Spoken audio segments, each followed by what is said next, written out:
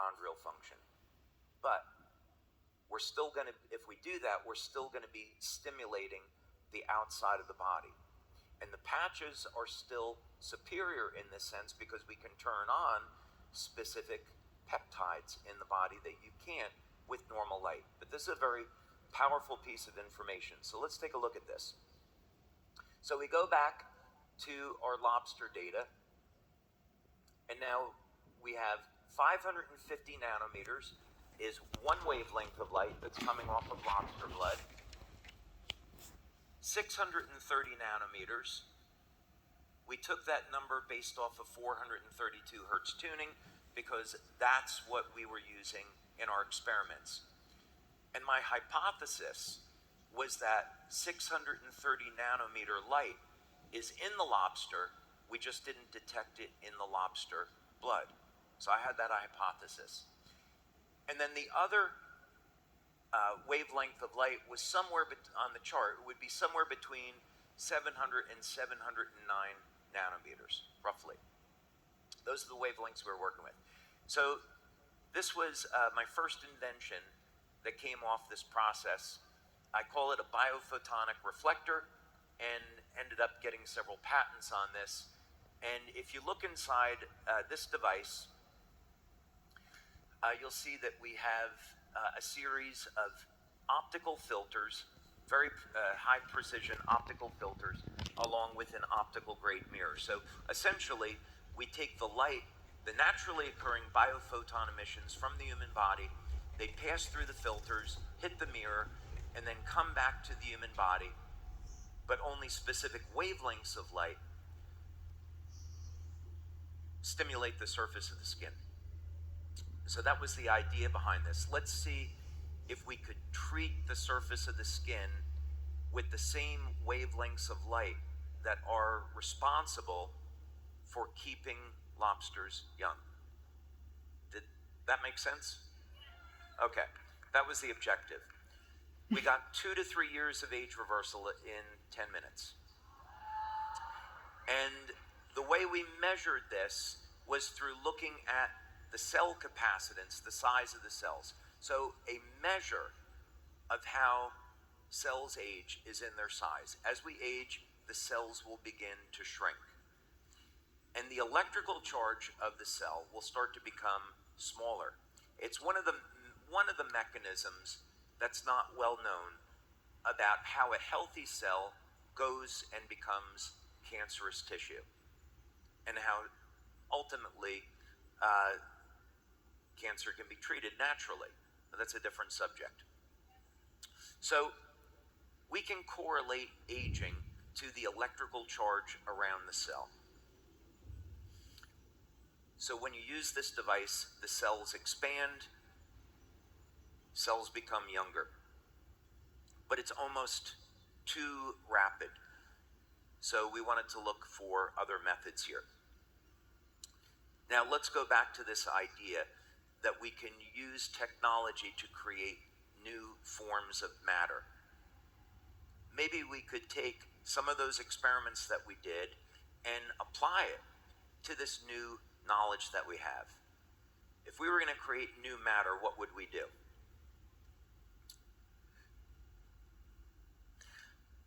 Hydrogen, as it turns out, has a metallic state.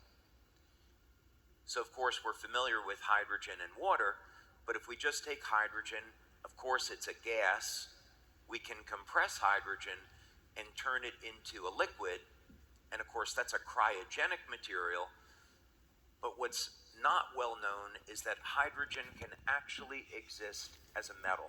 So if we go back to these experiments and we say, okay, we took different types of metal, we took bismuth, copper, tin, aluminum, antimony. We put them into the presence of oxygen, expose them to light and these electromagnetic fields, and we created new matter. What if we could take water and we could break it into hydrogen and oxygen, treat hydrogen like a metal, recombine the hydrogen and oxygen in the presence of a catalyst using a specific type of energy, and reassemble it into a new form of water that never existed before. That was the hypothesis.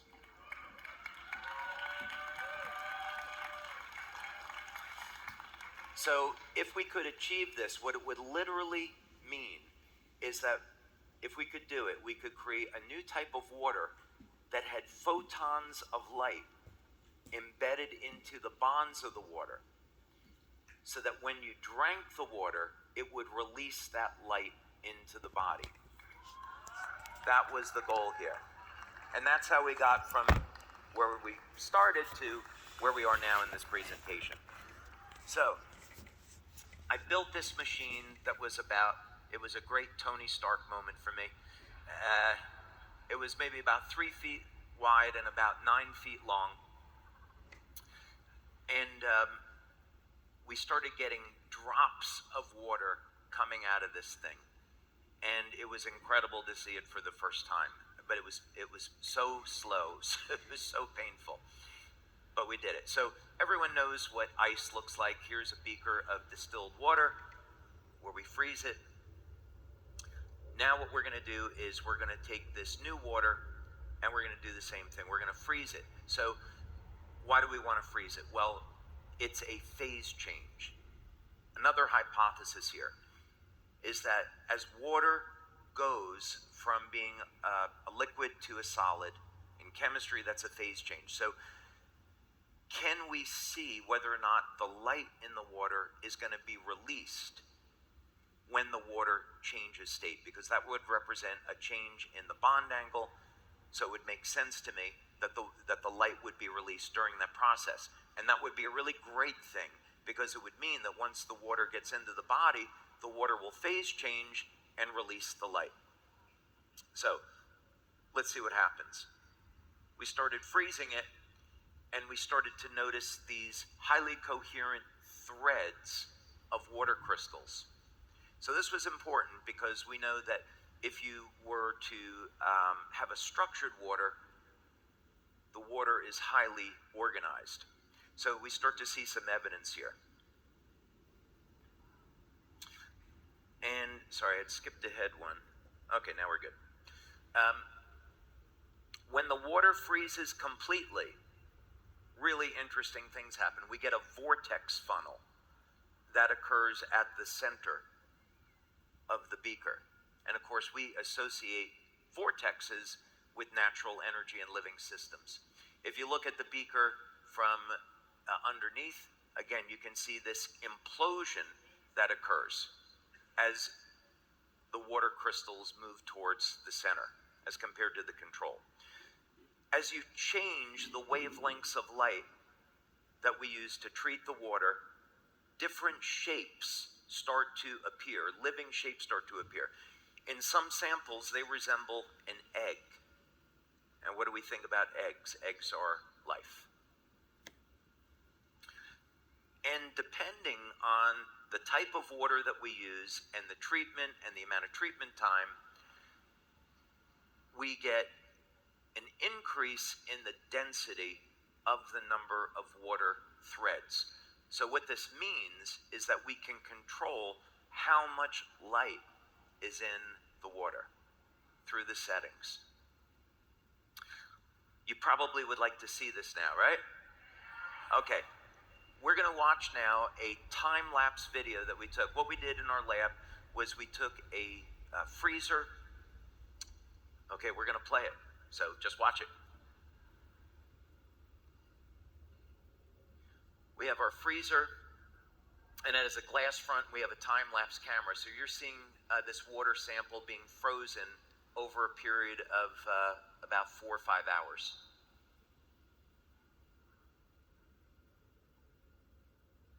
So normal ice on the left, and there's our nice vortex funnel and implosion of water on the right.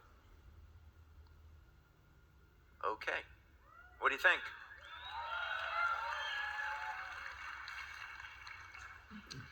And then sometimes really weird things will happen when we're playing with the settings on the machine. Sometimes we will get these pylons that will rise out of the water. and we get all different types of shapes. My daughter Kelly, who's in our lab, this is her project. She's done a phenomenal job on these experiments, and she calls this a strawberry. So she's making strawberries out of ice in the lab. So now that we have created a new form of water, the question is, and by the way, this is patented already. This was a very quick patent for us. So we'll have just filed another 4 patents on this. We'll have over 20 patents on this technology by the time we're done. So we need to be able to determine if there's any benefits from drinking this water. We've created this new form of water, never existed before. Now we want to know if there's any longevity benefits. But what happened next, I think, was even more incredible. We had created this new water, never existed before. We did it from using a piece of equipment that has only been around since the 1950s, spectrophotometry. So prior to 1950s, there would have been no way to figure out what wavelengths of light lobsters were emitting, which was fundamental to this discovery. What I found, though, what I didn't expect, is that the same codes, the same living codes that I used to create this technology were found in a book from 5,000 years ago. The key to this discovery was already in the Bible. Let's go to the video.